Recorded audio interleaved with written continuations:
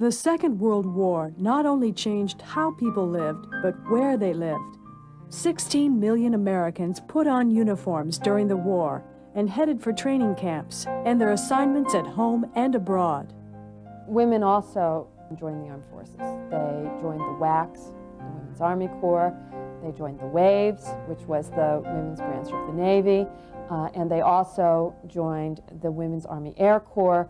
Now, most of these women did not serve overseas. The idea behind putting women into the military was that they would do the support jobs so that the men could be freed up to go into combat. So most of the women who were in the WACs or in the WAVES actually served at home in clerical and administrative functions. There was, however, a group of women pilots who trained Army pilots to go into combat. They trained them, but they were not members of the military, and they were not allowed to join the military. So they were never eligible for GI Bill benefits after the war.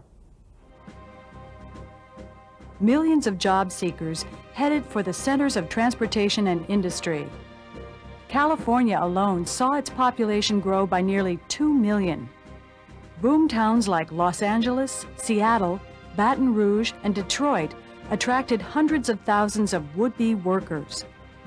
70,000 people poured into Washington, D.C. in the first year after Pearl Harbor to administer new agencies created. During World War II, big government became a permanent fixture of American life. Back in 1938, Roosevelt had called the South the nation's #1 economic problem. FDR used the war to accelerate the region's economic development.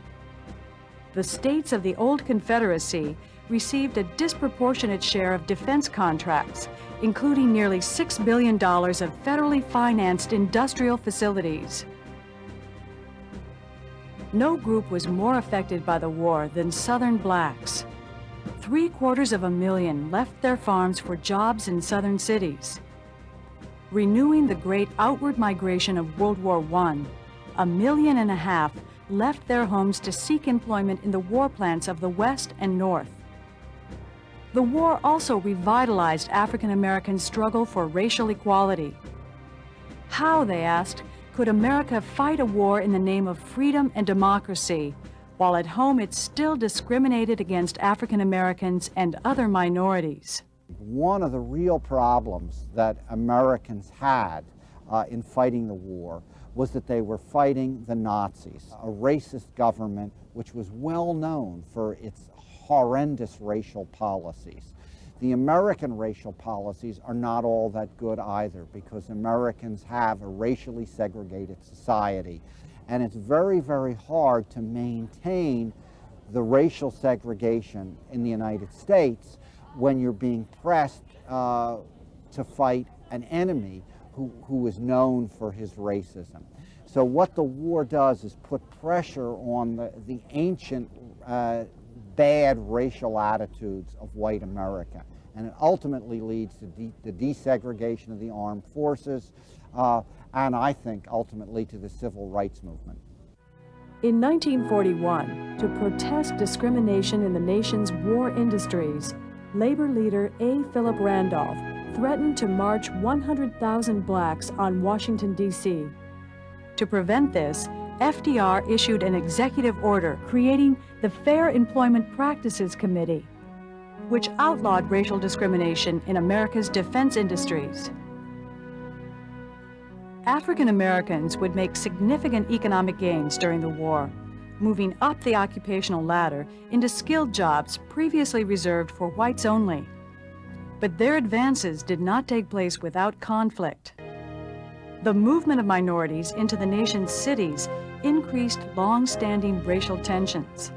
In 1943 alone, 250 racial conflicts exploded in 47 different cities.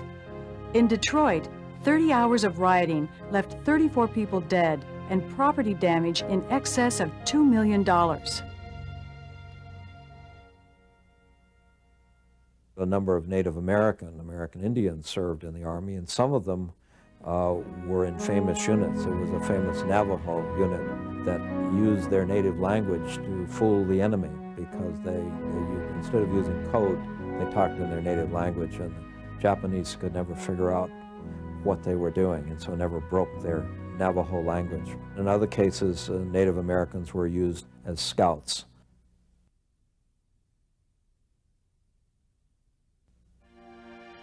During the emergencies and crises of war, a nation may take steps that it will later regret. Fearing a Japanese invasion and sabotage of its West Coast war plants, the federal government rounded up about 120,000 Japanese Americans and placed them in internment camps in isolated regions of the West. There they lived behind barbed wire under armed guards for the duration of the war. 2/3 of these people were native-born U.S. citizens, and many lost everything they owned when they were taken from their homes.